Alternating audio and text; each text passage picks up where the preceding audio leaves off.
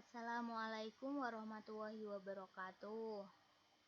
Bagaimana kabarnya hari ini? Apakah sehat semua?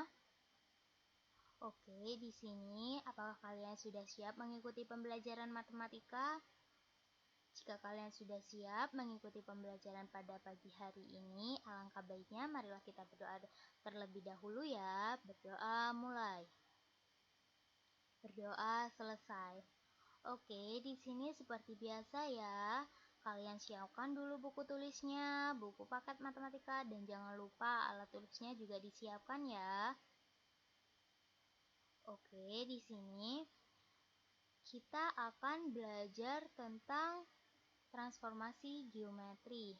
Nah, sebelum kita lanjut pada transformasi geometri, di sini Ibu akan mengingatkan, kemarin kita sudah belajar bab 2, yaitu persamaan dan fungsi kuadrat. Nah, masih ingat tuh, apa sih bentuk umumnya persamaan dan fungsi kuadrat? Ya, bentuk umumnya yaitu ax kuadrat plus bx plus c sama dengan 0. Nah, jangan dilupakan ya bentuk umumnya. Nah, materi yang sudah kita pelajari waktu itu ada 4. Nah, masih ingat apa saja? Ya, ada grafik fungsi, sumbu simetri, dan nilai optimum, kemudian menentukan fungsi kuadrat, dan yang terakhir aplikasi. Nah, jangan dilupakan ya materi yang sudah kita pelajari. Untuk mempersingkat waktu, langsung saja di sini. Ada yang tahu apa sih itu transformasi geometri?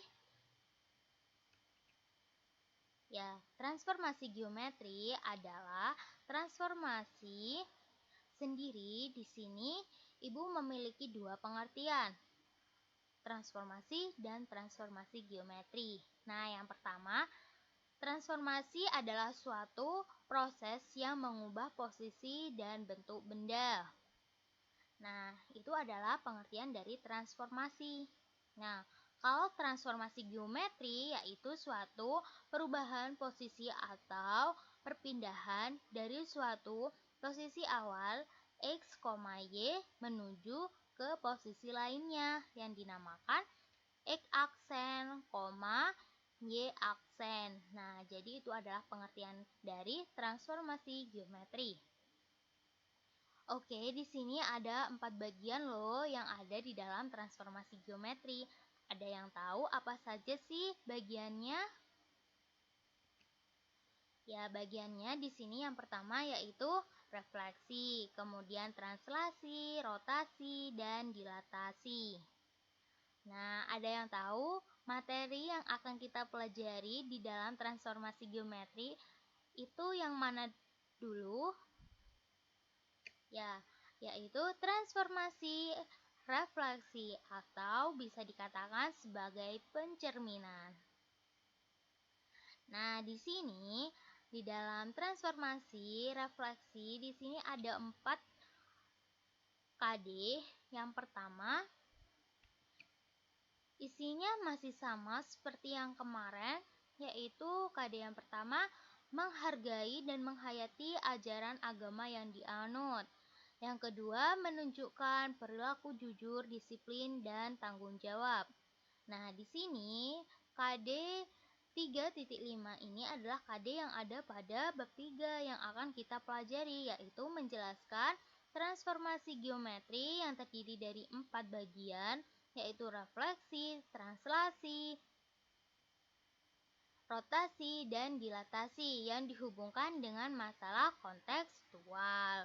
Nah, di dalam KD 3.4 itu juga ada loh keterampilannya yang ada pada KD 4.5, yaitu menyelesaikan masalah kontekstual yang berkaitan dengan transformasi geometri yang terdiri dari 4 bagian tadi, yaitu refleksi, translasi, rotasi, dan dilatasi.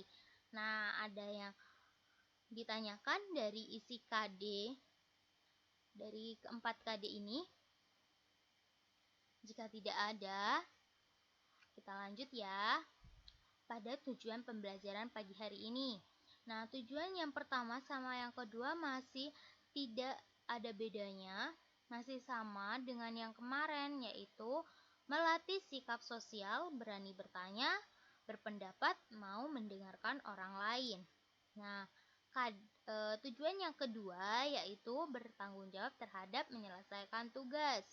Nah, tujuan yang ketiga yaitu menentukan banyaknya simetri lipat pada suatu benda. Yang keempat yaitu menyatakan suatu refleksi dengan menggambarkan hasil objek geometri pada koordinat kartesius. Nah, itu adalah tujuan pembelajaran pagi hari ini ya. Oke, kita lanjut di sini materi yang akan kita pelajari. Nah, sebelum kita menuju pada materi, di sini Ibu akan memberitahu langkah-langkahnya. Nah, langkah-langkah pada pembelajaran hari ini masih sama seperti yang kemarin. Kalian catat hal-hal yang penting yang Ibu jelaskan di sini. Nanti setelah kalian catat, kalian kirimkan ya melalui grup WhatsApp. Nah, jadi langkah-langkahnya masih sama seperti yang kemarin. Nah, di sini ada yang tahu apa sih itu pencerminan? Ya, pencerminan itu adalah memetakan setiap titik dari suatu bangun melewati garis pencerminan. Itu adalah pengertian dari pencerminan. Nah, di sini ketika kita bercermin, itu ada beberapa sifat. Nah, yang pertama titik dan bayangannya itu sama. Nah, kemudian ketika kita bercermin, bentuknya itu sama. Nah, tetapi posisinya itu terbalik ya. Kemudian sifatnya itu sama seperti simetri lipat. Nah, jadi itu adalah sifat dari pencerminan. Nah, di sini Ibu ambil contoh pada pencerminan yaitu tulisan pada mobil ambulan. Nah, ketika kita lihat tulisan pada mobil ambulan yang di depan itu, ketika kita lihat dari depan itu tidak akan jelas ya bahwa tulisannya itu adalah ambulan. Nah, setelah kita lihat menggunakan cermin itu akan jelas bahwa tulisannya itu adalah ambulan. Nah, jadi seperti itu contohnya. Banyak sekali contoh-contoh yang ada dalam kehidupan sehari-hari. Bisa kalian cari sendiri ya. Oke, di sini ada beberapa bagian yang ada di dalam pencerminan. Nah, yang pertama di sini pencerminan terhadap sumbu X. Nah, bisa dilihat pada grafik di samping. Nah, karena dia itu yang dicerminkan terhadap sumbu X, maka sumbu X dia anggap adalah sebuah cermin. Nah, posisi kita di mana? Posisi kita ada di sini. Bayangan kita di mana? Bayangan kita di sini. Nah, ketika dia itu dituliskan dengan rumus yaitu A sama A buka kurung X, Y, ketika dicerminkan terhadap sumbu X, dia akan berubah menjadi A aksen buka kurung X, min Y. Nah, jadi itu adalah rumus pada pencerminan terhadap sumbu X. Nah, di sini Ibu juga memberikan contoh kepada kalian. Contohnya pada grafik di samping ini, pada gambar di samping ini, sebuah segitiga ABC dengan koordinat A buka kurung 2,3, B buka kurung 8,4, C buka kurung 3,-1 dicerminkan terhadap sumbu X. Tentukan hasil pencerminannya. Nah, ketika dicerminkan A, B, dan C terhadap sumbu X, dia akan berubah menjadi A aksen buka kurung 2,-3, B aksen 8,-4, C aksen 3,-1. Nah, itu adalah pencerminan terhadap sumbu X. Nah, bisa dipahami dari sini? Oke, di sini kita lanjut pada pencerminan terhadap sumbu Y. Kalau yang tadi sumbu X, sekarang sumbu Y ya. Nah, kita lihat pada grafik di samping yang ini. Itu kalau yang tadi yang dianggap cermin itu yang X kan. Nah, sekarang yang Y. Nah, di sini posisi awal kita di mana? Ya, posisi awal kita ada di sini. Nah, bayangan kita di mana? Bayangan kita ada di sebelah sini. Nah, ketika dia itu dirumuskan, dia akan berubah menjadi A buka kurung X, Y dicerminkan terhadap sumbu Y akan berubah menjadi A aksen buka kurung min X, Y. Nah, contohnya masih sama seperti yang tadi ya, tapi di sini yang ditanyakan yaitu dicerminkan terhadap sumbu Y. Nah, langsung saja di sini koordinat A, B, dan C ketika dia itu dicerminkan terhadap sumbu Y, dia akan berubah menjadi A aksen min 2,3, B aksen min 8,4, C aksen min 3,1. Bisa dipahami dalam pencerminan terhadap sumbu Y? Oke, jika kalian sudah paham, Ibu lanjutkan ya pada pencerminan terhadap garis Y sama dengan X. Nah, di sini kita lihat ya pada gambar di samping ini. Nah, mana sih yang dikatakan dia itu cermin? Pada gambar grafik di sini, ya yang merah. Ini adalah sebuah cermin ya terhadap garis Y sama dengan X. Nah, posisi kita masih sama seperti yang tadi, ada di sebelah sini. Nah, ketika dia itu dicerminkan ada di sebelah sini. Ketika dituliskan dalam bentuk rumus yaitu A buka kurung X, Y ketika dicerminkan dia akan berubah menjadi A aksen buka kurung Y, X.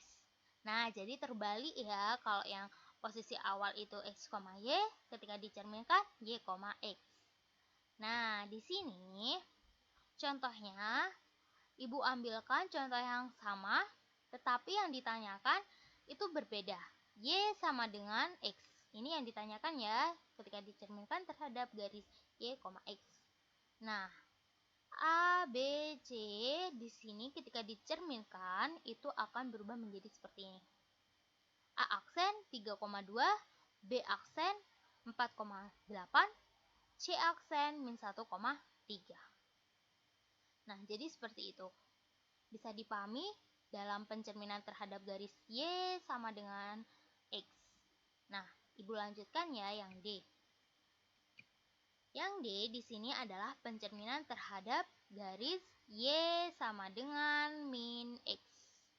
Nah, jadi di sini pada gambar grafik di samping yang sini itu cerminnya sama yang seperti yang tadi ya. Nah, tetapi rumusnya itu kalau yang tadi itu kan positif semua, meskipun dia itu dibalik. Nah, tapi yang ini itu ada negatifnya ya, Y sama X-nya itu sama-sama negatif.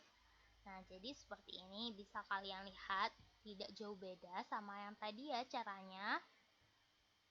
Tinggal masukkan dengan rumus yang ada pada pencerminan terhadap garis Y sama dengan min X. Nah, jadi seperti ini. Bisa dipahami dari pencerminan terhadap sumbu terhadap garis Y sama dengan min X. Nah, jadi A, B, sampai C-nya itu ketika dicerminkan, dia akan berubah menjadi negatif. Awalnya dia itu positif, akan berubah menjadi negatif. Nah, ketika dia itu negatif, akan berubah menjadi positif. Nah, jadi seperti ini. Akan menghasilkan bentuk yang seperti ini. Ini adalah posisi awal dan ini adalah posisi setelah dia itu dicerminkan. Akan membentuk suatu bayangan yang seperti ini. Nah, bisa dipahami? Kalau sudah bisa dipahami, Ibu lanjutkan ya. Yang kelima, yaitu pencerminan terhadap posisi awal 0,0. Nah, pada gambar grafik di samping yang dikatakan dia itu adalah sebuah cermin terhadap titik asal 0,0 itu yang mana? Ya, yang warna kuning ini adalah cerminnya ya. Nah, posisi kita ada di mana? Ada di sini. cerminnya ada di sini.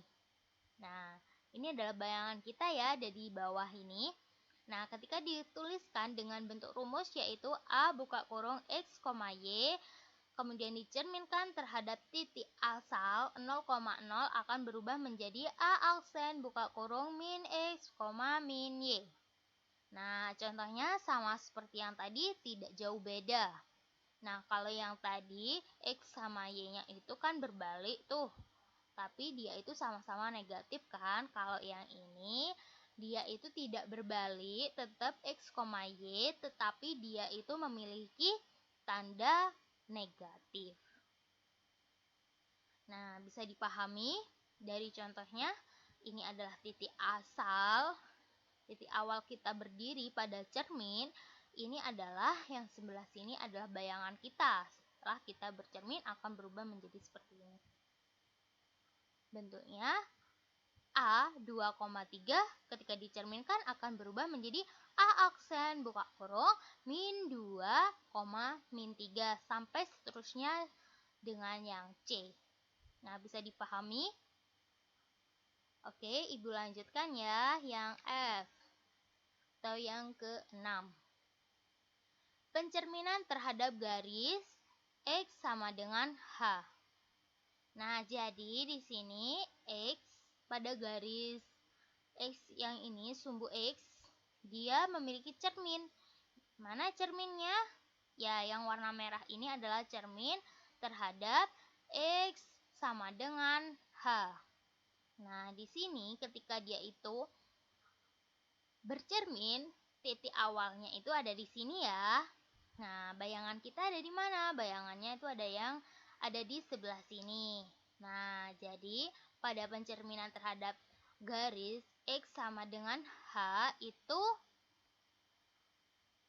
awalnya A buka kurung X, Y ketika dicerminkan menjadi A aksen ketambahan 2H nih, ditambahkan dengan 2H. Nah, 2H min X buka kurung Y. Nah, di sini Ibu ambilkan contohnya, yaitu sebuah segitiga. Jadi sama seperti yang tadi, koordinatnya 2,3, yang B 8,4, yang C 3,1 ketika dicerminkan terhadap garis X sama dengan 2. Nah, jadi di sini bentar ya.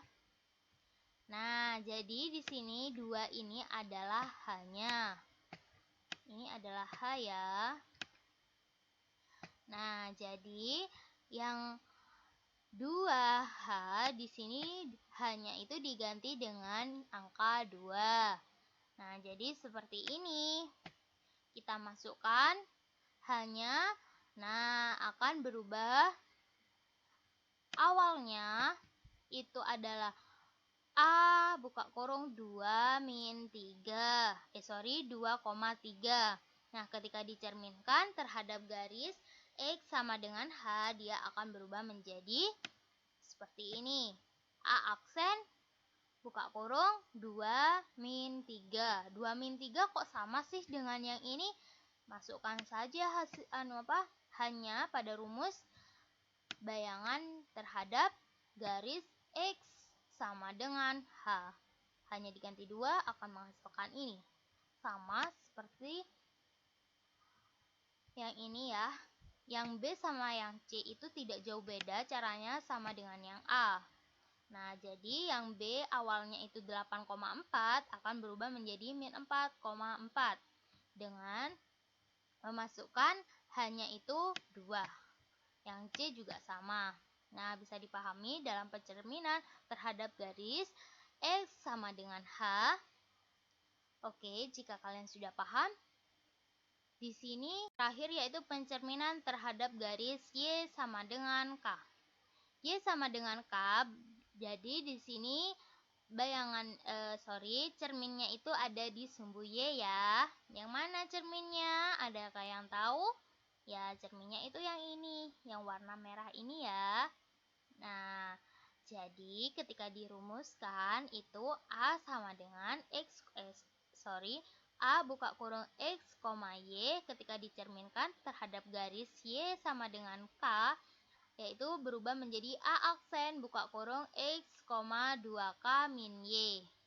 Nah, jadi di sini contohnya sebuah segitiga ABC. Nah, jadi koordinatnya sama seperti yang tadi, tetapi di sini dicerminkan terhadap garis X sama dengan min 2.